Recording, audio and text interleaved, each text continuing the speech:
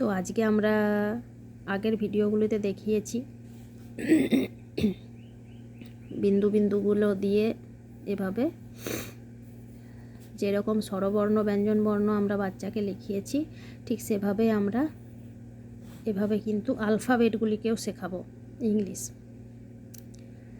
তো এই হলো এ।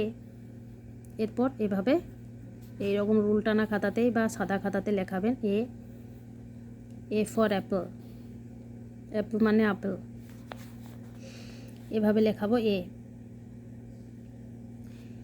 তো স্লেট পেন্সিলে লেখার ক্ষেত্রে খুব সুবিধা হয়, মোটা পেন্সিল থাকে, প্রথমে স্লেট পেন্সিলের মধ্যে লিখে দিয়ে বুলাতে বলে প্রথমে শিখে যায়, তারপর খাতায় লেখানোর ক্ষেত্রে খুব অসুবিধা হয়।